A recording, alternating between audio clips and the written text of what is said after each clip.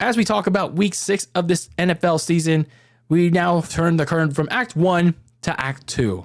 So what exactly is Act 2? Well, it's the months where people are starting to find their identities, trying to solidify them, and maybe solidify maybe a little bit of a playoff push, maybe, but it's might be a little too soon for that. But anyway, it's the stretch from here to the end of November.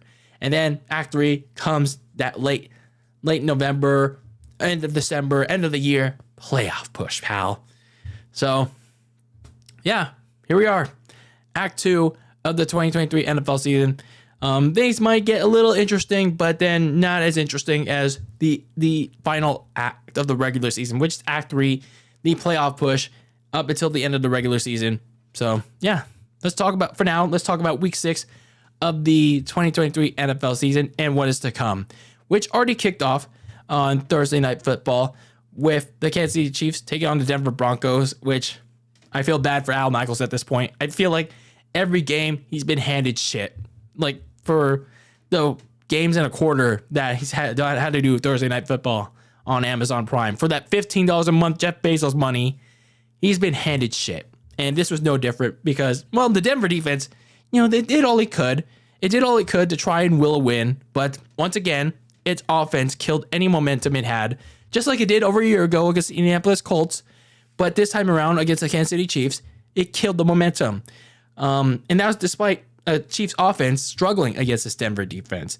But Harrison Butker's field goals, its trio of field goals, were just enough to beat Denver 19-8.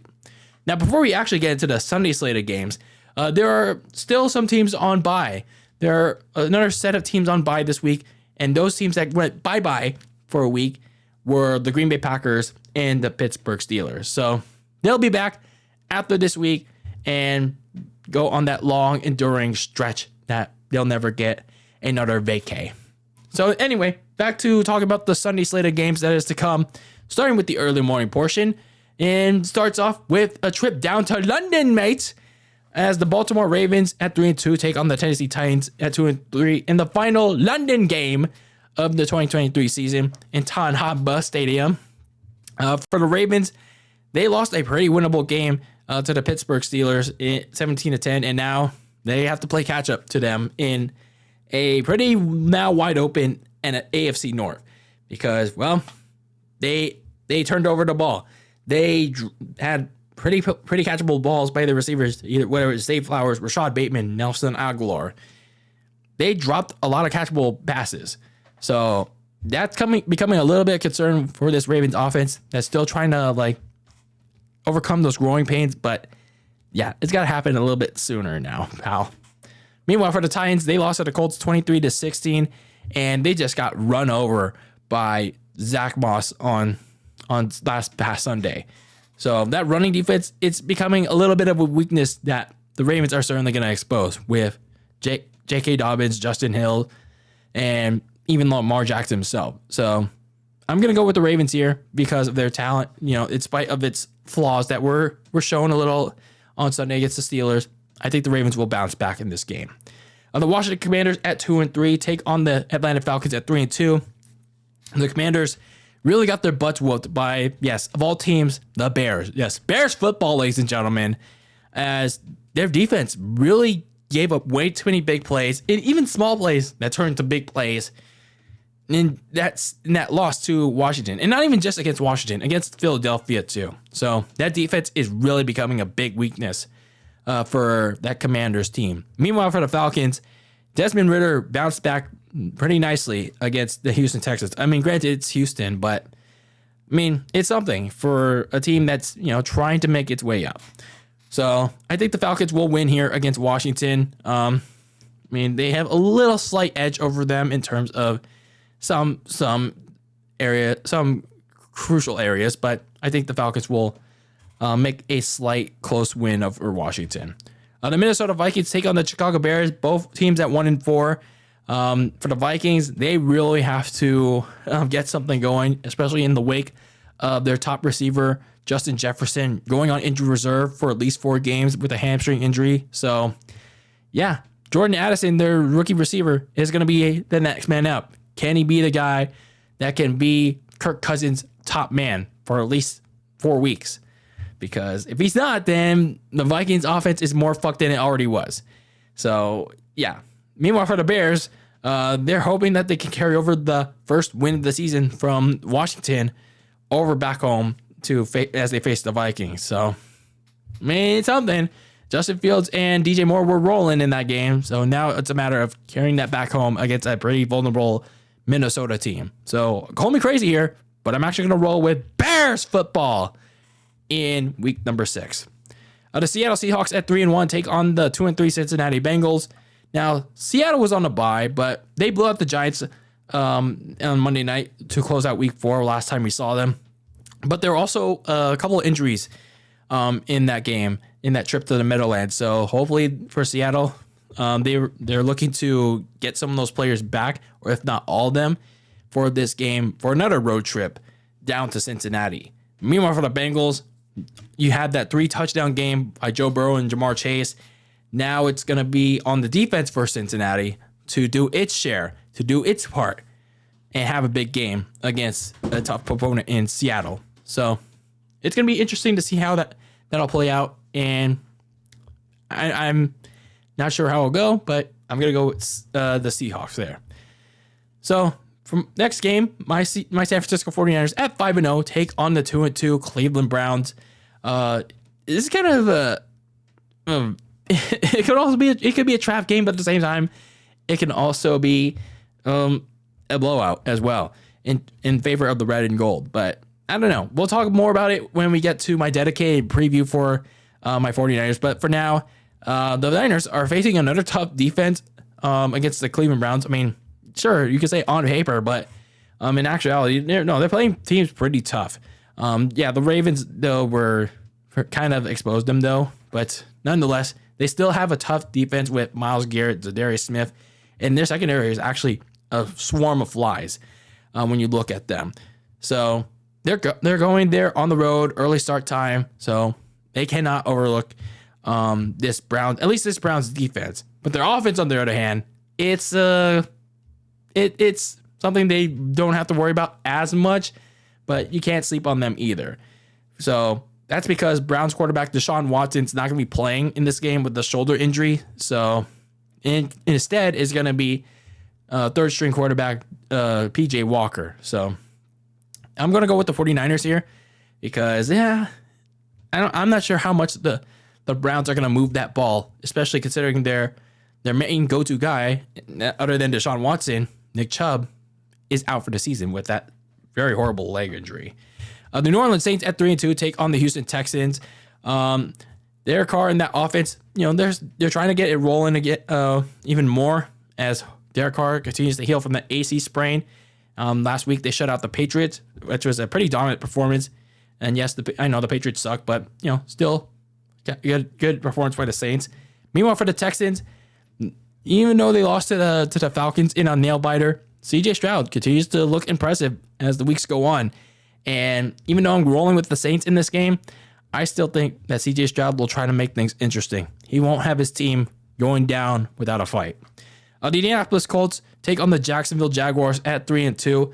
The only thing with the Colts here is that even though they won last week against the Titans, it came at a big price because they won't have their starting quarterback Anthony Richardson for, I think, at least 4 weeks with the shoulder injury, and it might be even more depending on how he progresses, because he is on injury reserve, but it all depends on how he heals up from that shoulder injury. So now they turn their attention to Gardner Minshew, and he did fine, but now he has to, not make many mistakes as the starting quarterback for at least a month.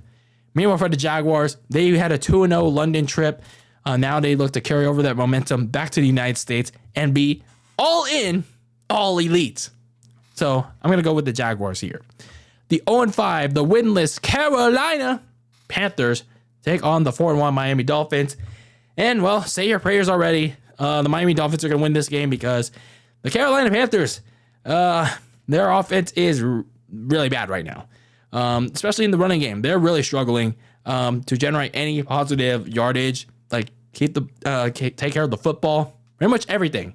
And that's on top of Bryce Young, already going through his rookie struggles. So, yeah, it's that bad with the Carolina offense. So, give me the Dolphins in this game. Going to the afternoon slate of games, we have the New England Patriots at 1-4 taking on the 2-3 Las Vegas Raiders. The Patriots at this point, they're looking really defeated. Like, it's been that bad these last 2 weeks. You get your butts whooped like real hard against the Dallas Cowboys, who everyone thought were legit, but it just turns out the Patriots were just that really bad. And then you get your asses whooped, and not just asses whooped, shut out at home by the New Orleans Saints. You come home to that. That's embarrassing. Tom Brady would not allow that to happen. So what do you do for if you're the Patriots? If you let Jimmy Garoppolo, yes, Jimmy Mid, do that to you, coming into week 6. So speaking of Jimmy Mid and the Las Vegas Midders, they squeaked by the Green Bay Packers on Monday night. So they're still mid. They're still mid, despite that. And even though I'm going with the Raiders here, don't expect too much anything like inspiring praise from me or even the local media end over there. The Arizona Cardinals at 1-4 take on the 2-3 LA Rams. Injuries are really starting to pile up for still fighting, at least in their eyes, inspirational Arizona team. But at some point, it's like, where do you go from here if you're Arizona? It's just like they're trying, but it's just like not really much words to describe this Arizona team at this point.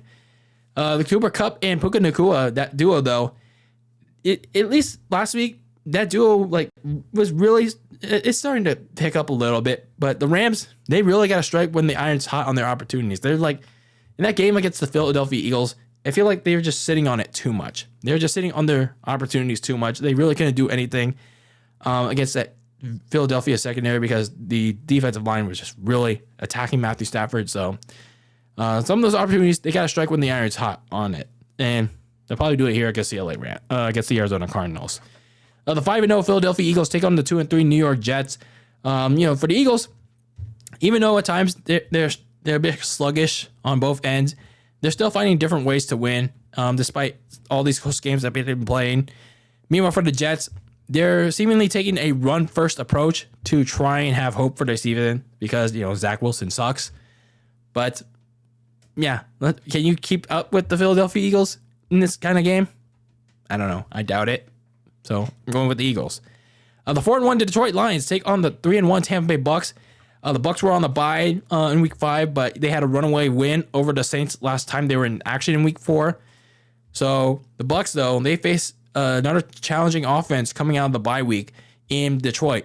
And speaking of Detroit, they're looking to keep the red hot momentum going, especially with if they can get Amon-Ra St. Brown back in the lineup. I don't know if they're going to have Jahmyr Gibbs, their backup running back, in there as well. So either way, Jared Goff and the Lions are hot. They are hot, roaring right now. I'm going to go with the Lions.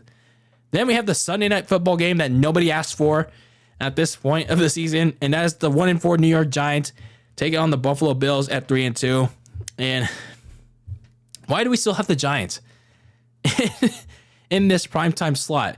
And I know he said it's too late to flex it out, but this is torture. This is just torture, ladies and gentlemen. But I guess the one thing is that Daniel Jones, we don't know if Daniel Jones is going to play because he suffered a neck injury late in the Miami game. So that's going to leave the Giants, if he doesn't play, that's going to leave the Giants even more vulnerable because, Tyrod Taylor is not terrible, but it's just he doesn't pick up the offense. He doesn't inspire the offense very well. But it's not gonna be pretty, folks. It's just, all I can say, it's not gonna be pretty for the Buffalo Bills. Josh Allen is trying to do all he can with that offense, and he can be very turnover prone at times. But the main thing is that all those injuries on defense are really starting to pile up. You lose Matt Milano for the season, and you lose one of your top corners. I think it's Tre'Davious White. I think it was, or in week 2 in that game against Miami. And it's just like all those injuries are just like really gonna kill you. If more are gonna pile on, so you have to find a way to stay healthy, man. I mean, I'm gonna go with the Bills, obviously, but it's like stay healthy. You gotta stay healthy on the defensive ball. Then you have their Monday night game to close out week number 6. You have the Dallas Cowboys at 3-2 taking on the LA Chargers. Sorry, Chargers at 2-2. So the Dallas Cowboys, man. I think the world finally knew who they were. Once again, that you saw who they were in that ass whooping by the 49ers on Sunday night in the brightest lights. And the stretch is only going to get tougher for Dallas after at least what they thought was a very humbling loss. But apparently some didn't think it was on their team. So I guess the stretch is going to only get tougher for Dallas as they now have to face the Clippers, the Eagles twice, and then eventually later on in the season, the Bills and the Dolphins. But that starts with the Chargers, excuse me. For the Chargers, though, they're coming off the bye week. They're getting at least a couple players that are not having season-ending injuries. So they're hoping to make a proper run coming out of the bye week. And that starts with facing the Dallas Cowboys, who supposedly are supposed to have a top-tier defense, which I don't think they do. So I'm going to go with the Chargers, as long as they don't clipper it up. Sorry, I'm having a case of the Clippers, ladies and gentlemen. But yeah, those are my picks. That's my preview for week number 6 of the 2023 NFL season. We are turning the page from Act 1 to Act 2 now. The teams have gone through the growing pains, the first couple weeks of the NFL season-itis, and now we're turning to Act 2. And this is just the first week of it. So yeah, let me know your picks. Let me know what games are you looking forward to the most for this week 6. And I like to get a discussion going, get some comments in, and let me know what you think in the comments below. But anyway, that is it for this preview for the 2023 season. I'm your host, DylanLasagna. Thank you for tuning in. And until next time, keep that lasagna very cold in the fridge. Your takes on the world of sports. And until next time, peace out.